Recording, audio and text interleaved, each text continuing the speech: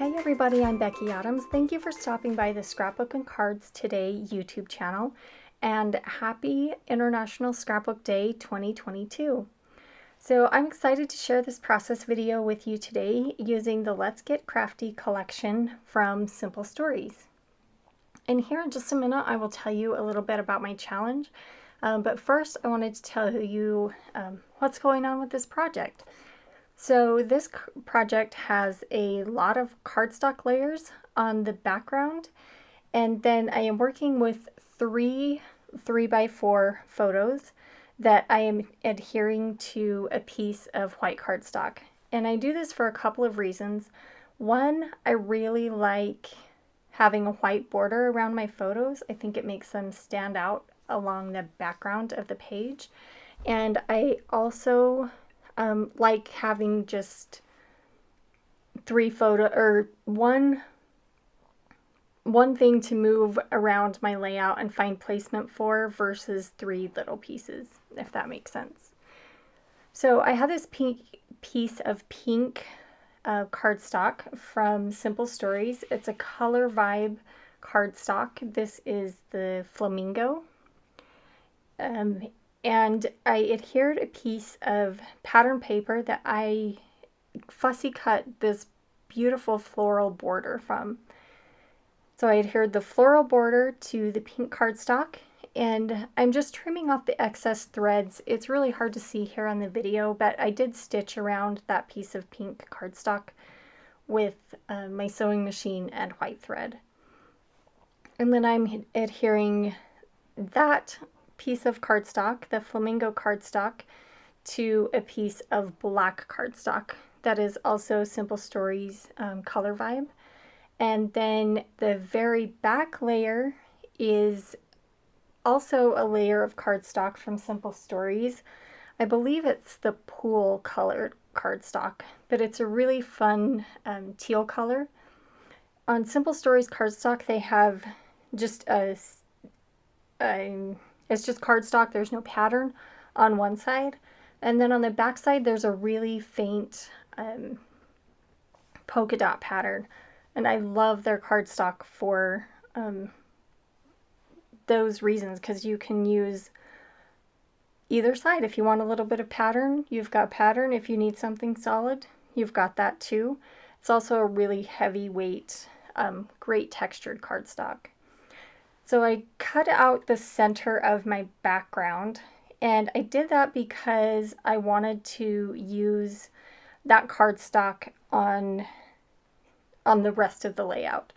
And obviously you will never see that there is, that I cut out the background. So, and I have a really nice piece, I believe it's 11 by 11 piece of cardstock that I can use not only on this project, but many other projects.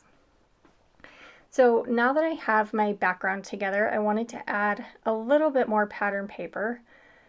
And this is where I really struggled with my adhesive. Every single adhesive that I reached for was out. So my green one ran out and my pink one ran out. That just goes to show you I love the scrapbook.com adhesive rollers so much that I cannot find a full one.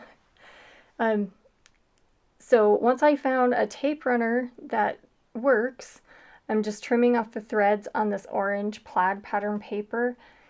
I did stitch across the top and the bottom of that square of pattern paper just with a zigzag stitch and using my sewing machine and white thread. And then I'm tucking that into, or underneath that floral border. And then just adhering that to the background. And then finally, it's time to bring in my photos. So I'm just going to lay them there for just a minute because I want to make sure that I have plenty of room for my journaling. So I printed my journaling just on white copy paper, cut it into strips, and then I use an 1/8 of an inch double-sided tape on the back of it. And I do that all before I even cut the strips apart. And then you'll just see me remove the backing on each of those journaling strips and putting them into place. I use the American typewriter font. That's it's just my font of choice. It's the one that I really like, and so most of my journaling is printed with that font. But for my challenge, I am challenging you to find a collection in your craft room, in your supplies, and change up the theme. So, for example, on this layout, I am using a crafting themed collection and changing it into, or using it for a baby themed layout. I think it's really important that we make our supplies work for us and tell the stories that we want to tell. And it's not as hard to do that as you would think, I guess. And I have a few tips to share with you to make that a little bit easier. One is to mix in cardstock.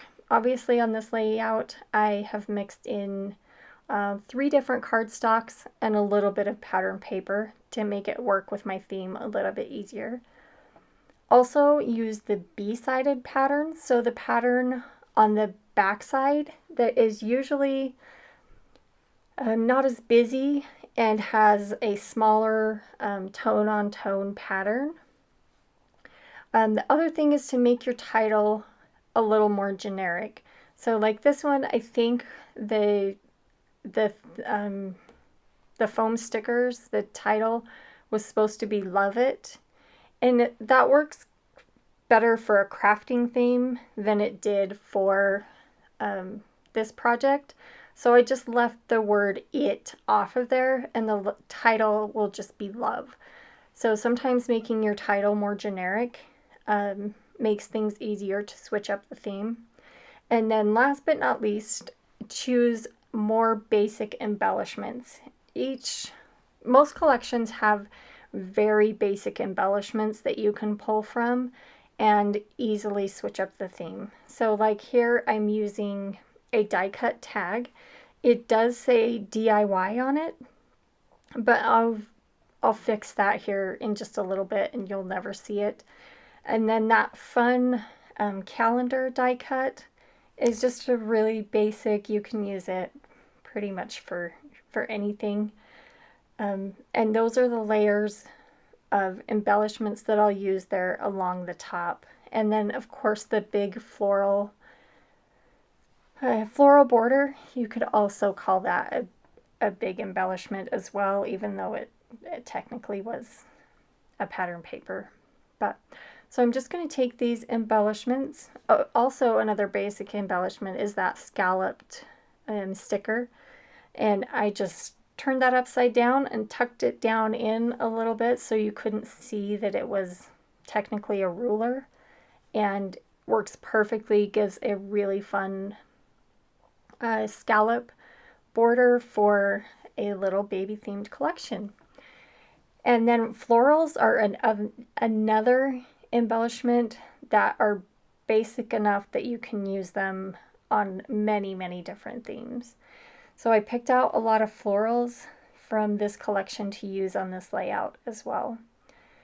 So at first I wanted this little floral die cut to tuck under my photos, but once I got playing with it, I really liked how it kind of nestled in between those 2 photos. So I adhered it there with some pop dots.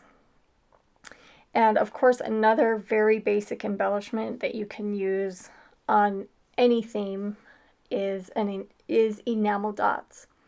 But before I get to the enamel dots, there were a couple of puffy stickers that I wanted to use from this puffy sticker sheet. They had some really cute florals, and I wanted to build on that floral cluster there at the top. And then there was also a little puffy sticker that said "so cute," and that is obviously works perfectly with my baby themed layout, because these are about the cutest photos ever. I think she's adorable. But anyway, and Adhesive Brads are another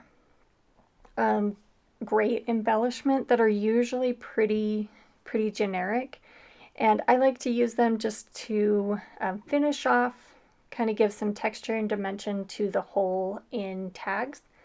Even though I tied a bow on that tag, I think it still looks super cute to just layer an adhesive brad on top of the hole. So obviously there's tons of generic embellishments that I could pull out of this sticker book. This tiny word sticker that says cute as a button, and then it layers perfectly onto that teal label. At first I thought that I wanted that to go underneath the title, but once I kind of pulled up that foam sticker, it just didn't work. It left a really awkward gap in between the photo and the label. And so I ended up just putting that right there on top of that little calendar die cut. And then again, I need to refill my supplies because that stapler was out of staples. So I grabbed my pink one and just add a couple of small staples on the tag and that label that I just put there to the left of the tag. And then it's time for an enamel dot. And I had a little bit of an issue here with enamel dots that you'll see in this next frame. I thought I wanted to use black enamel dots, and I ended up not using black enamel dots. I used the teal ones, but then I dropped that black enamel dot on the photo there in the middle. Anyway, I didn't realize it until after I finished the video, but don't worry, I did take it off. There is no random black enamel dot on the photo anymore.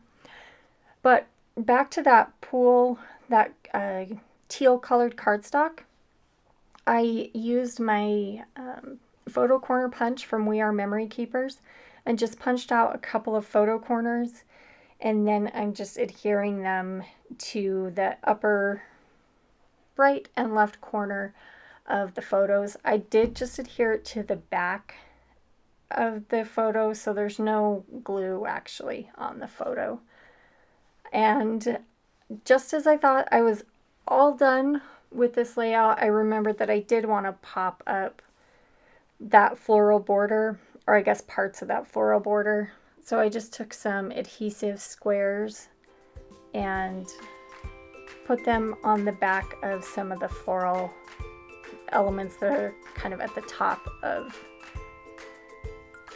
that floral border. And with that, this one is finished. So thank you so much for stopping by. Please make sure that you hop on over to the blog to see what fun things you can find over there. I know there's tons of fun stuff. So thank you again for stopping by the Scrapbook and Cards Today YouTube channel. I really appreciate it, and I will see you again soon.